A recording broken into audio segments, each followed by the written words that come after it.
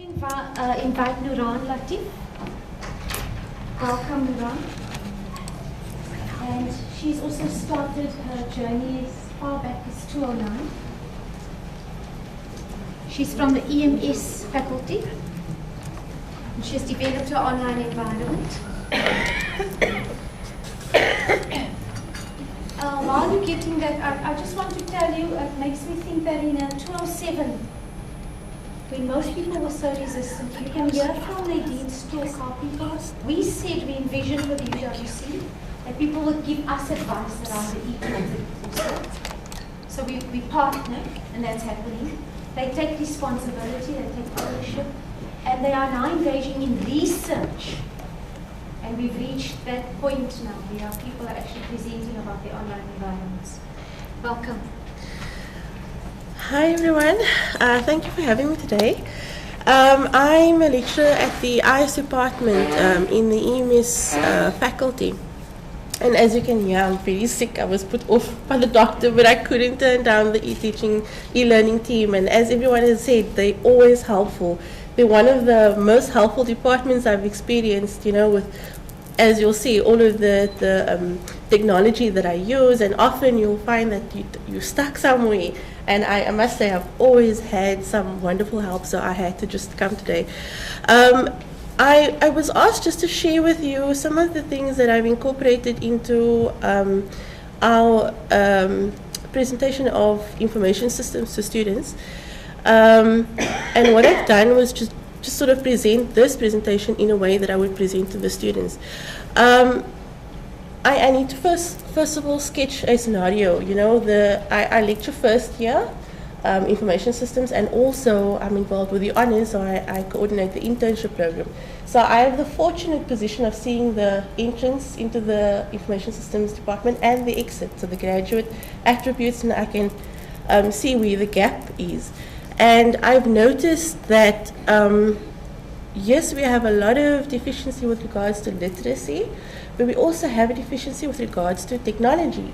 And like Nadine, the previous speaker, has mentioned, we're in this millennial age. And like I keep telling my students, we're in this age of the information economy, this information age. You know, information technology and IT is everywhere. It's so pervasive, it's ubiquitous. Everyone's speaking about it. So our students, when they graduate, they need to be so e-competent, they need to be so fluent with technology that it's not even an issue. It's not a barrier that they need to cross. They need to be very, very comfortable with technology. And I think that is our underlying aim in the whole IS department. So ideally, I'm just going to be talking about a few things. I just want to let you know what the learning objectives for the first year module is. Some of the teaching methods that I've used, assessments and the challenges I've experienced, and so on. Okay, so as you'll see, some of the learning objectives that we focus on is primarily technology. So we want our students to be able to have transferable skills, be flexible and very, very comfortable with various forms of technology. And at the rate at which technology changes, we don't want to have to teach them particular technologies. We want them to have the skill of learning a technology on their own, because like I said, in this information age, that needs to be a skill that every student needs to have. So one of our primary aims is to get them comfortable with the various forms of technology. But as you know, information systems is not just about technology, it's about businesses, and it's about managing those information technologies, being comfortable with understanding the organization and how information systems are meant to add value to organizations. So our students need to learn all of that from a first year module. The challenges that I've experienced are, I'm sure, what everyone else has experienced here. For me, the biggest one is that I'm lecturing to a large class. I think our biggest number is about 850 students at a time. And so I lecture in the S1 venue. And if I'm talking like this, not even the first row will hear me. So I have to use a mic. I have to sort of reinforce myself with different techniques to keep the attention of my students all the time. We have lectures at various times of the day. So on a Wednesday, for example, I have an afternoon class, and I know the moment they walk in, they already closed off. So they're not going to hear anything I have to say. So I need to cross lots of barriers in order to just reach my students. And my approach is that I'm very enthusiastic about information technology, information systems, and about what I do as a lecturer. So I want my students to feel that enthusiasm. So the methods that I've used sort of need to echo that, and the e-teaching platforms and all the tools that they make available is basically the backbone of my teaching method. So we have large classes, we have limited resources. Like I said, we want to teach our students the technology, but a lot of them don't have laptops, don't have computers. Our labs are always full. So we're all aware of that. And I found some ways that I tried to overcome those barriers. And then I've also found that there's a very low literacy level with the first year students, not only academically in terms of writing, spelling and grammar and speaking, but also technically using a computer. Some of them, this is the first time that they're actually going to be using a computer. So, I mean, I can't just go there and teach them a technology and they don't know the basics of a computer. So, in that sense, I need to then work hand in hand with some of our other departments who also try and bridge those gaps. And we have limited time, as you all know. The maturity level is also very low. I have to sort of present the module in a way that is at the student's first year student level, because you at the same time you want them to be groomed into the academic level, having the academic understanding of what you want at the second year student level, but you need to bridge lots of gaps. So these are the challenges that I found. Okay, so what I've done for with regards to large classes, I first of all set ground rules, and what I've done was I've told students 5 of those ground rules. I set 5, and then I give the floor to them, and I tell them what is going to make you participate in this class. What are your expectations? What do you want to see out of this class and from me? So they set the other rules, and in that sense there's this sort of buy-in and this agreement of this is how we're going to conduct this this module.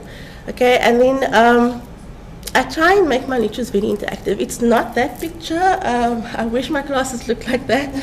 It's just a picture I got off the internet. My classes, you all know, the S1 venue, it's quite full. So I need to have a mic. I've invested in a clicker. I need to walk around with a clicker because often you'll find that the back row are the ones making the most noise, and the front row of students are really trying to hear me, but even though I've got a mic, they can't. So with a clicker, I'm able to walk around the venue and then maintain the control of the lecture. It's something I really had to battle with, and I asked lots of people, how can you help me? I need to overcome this noise. And it's good students, they want to learn, but it's just that, it's natural for them to want to talk to each other. So I need to find ways to overcome that. What I've also found, something that I'm trying out for this semester for the first time, and it seems to be really successful, is to use WhatsApp in my classrooms. So I've bought a separate SIM card and I put it on my desk, and while I'm lecturing, they have that number, and instead of raising their hands, which I know they're very afraid to do, they WhatsApp me questions for clarity, and I answer it while I'm lecturing. So that seems to really, really be a hit in these large classes. Then I often use for those Wednesday afternoon lectures where I know they're not going to listen to anything, I find very good videos on YouTube, and I download that. It's still within my course content. It still meets my aims and objectives, but it's in a visual sense, so they know on a Wednesday evening I'll come after all my other lectures, I'll come and relax in my class in IFS, and I'll watch this video, and at the end of that, I then group them into pairs, and they discuss the video, and they make some notes, and they submit that to me. So that works as well for concentration. And then the color coding of lecture slides, which I'll show in another slide. So what I've done, somebody mentioned these how to document. So I've documented this. We don't really have time for training. The e-learning team really helps my students a lot. I send them all to the Kasinga lab. Farid has also come and done some training with some of the students. But what helps is that I get the technology from the e-learning team. They teach me, they empower me, equip me, and I drop some material that I can use year after year for that particular technology with screenshots and, very explanatory. So I make these how-to docs available for the students. I give them help packs, which is basically the free open source software with some tutorial videos I've downloaded from YouTube and some tutorial how-to documents, and that's their pack, and they are able to equip themselves, teach themselves the technology using that. And that is my expectation, that given that, they are able to resourcefully teach themselves a technology. And we train our tutors, so we have about 20 tutors for the 800 odd students, and they should be very comfortable as well and sort of echo that onto the students. Obviously, module alignment, we focus on a lot. Why I like eCanva is because I've often experienced, and we all know this with technology, things get corrupted, things get wiped off, things get lost. I lost my file. I was working on it all the time and everything just gone. So with eCanva, there's this nice backup system, and I love that because I can go year after year, check the last year students' things, what they've uploaded, and I can make that available like someone asked for the next year's students. I also like the file sharing. There's this Dropbox facility on eCanva, so students can share with each other. They can also upload, and I can get it there, and in that sense, we have this whole knowledge sharing. I love the announcements. I love discussion forum. Just this semester, we've sort of made it compulsory in our course outline for students to use a discussion forum. Okay, I need to move on.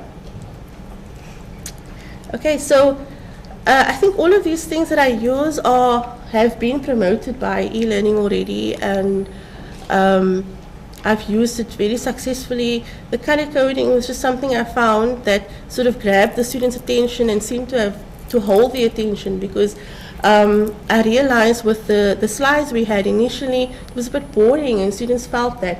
And I must say my first year module is very theoretical. There are no practical components. So I bring in practical components. Sorry that I'm just rushing through it a little bit. I bring through some practical components in the assessments, in the assignments. So, like with the digital stories, I'm very, very fond of the digital stories. Yeah. So I've got a small clip that I wanted to show you, and that's why I'm just rushing through these slides so I can show you the clip. The digital stories have worked very well for this large group. It's an individual assignment. We have two assignments. We have the group and the individual. But why we like the digital story for the individual assignment is because it gets the student to actually go out into the industry, into the community, find a small business. We give them a set of questions. So one of our topics, one of our concepts are e-commerce, buying on the internet, and another concept is IT infrastructure. So we give them certain concepts and we tell them, now find a business, ask them certain questions around those topics, and we have a summative and formative assessment thing. So they'll bounce the questions back on us, and then they'll set up an interview with the companies, do an interview, take some pictures, and do a digital story afterwards. We also have very strict rubrics. I've used the Photo Story 3 last year, which was promoted by eTeaching, and that is very great because they could take photos and they could, do the podcast, the whole podcast thing. They could speak and they could show some photos. What I found this year, and I thought it's not an eTeaching thing, but I liked it, so I thought I'll share it. It's Powtoon. It's a free open source software, and what I've got them to do is a digital story using Powtoon and then publishing it on YouTube. So they're gaining a lot of skills in the process. And with the blogging, I've used that for the internship that I mentioned. With the students going off onto the internship module, we don't have a lot of contact with them because they have this 6 months into industry, and they don't have contact with the others, their peers in the honors in the honors program who are doing other modules like article and research. And I found that some of the article students really want to do the internship, but they're torn between getting another skill or doing an internship. So the blogging from the internship students have really helped to sort of spread some of the experience around the department, and so the other students are able to then read those blogs and identify with the internship students. I just want to show you what one of the students has done. This is one of his digital stories. I think the sound is off. Is it off?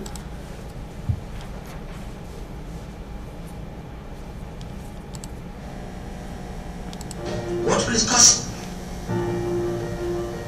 Time management tips. Sorry, so what this particular assignment for this semester was that they had to find an app. You know, apps are all over the place now, so they had to go and find an app. Could be a mobile app, could be an online app. They needed to do some investigation of an app, so we gave them a list of criteria. They then needed to answer those questions, which is what they would do in a normal written assignment, but they would do it in the form of a digital story. And just to keep up the academic part of it, we had them do a storyboard prior to this. So they had the academic component as well in conjunction with this. To help you manage your time and increase productivity. What will it cost me? This application is absolutely free to download, while the only cost involved will be for mobile data.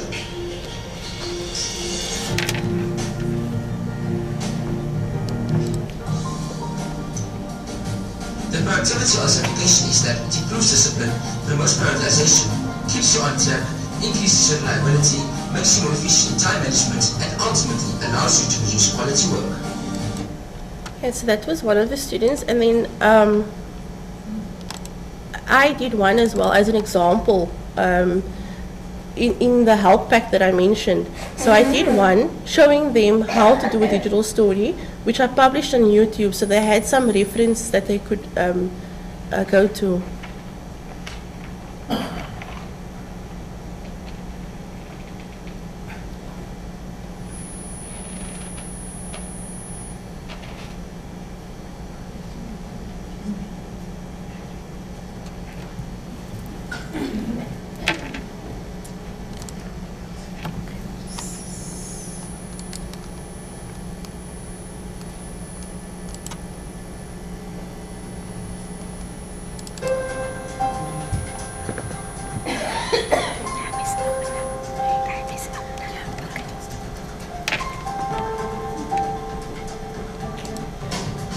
Okay, so I basically just did something for them.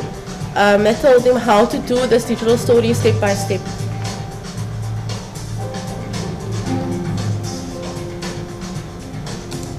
Okay, I think I went over my time. Okay, thank you so much, everyone.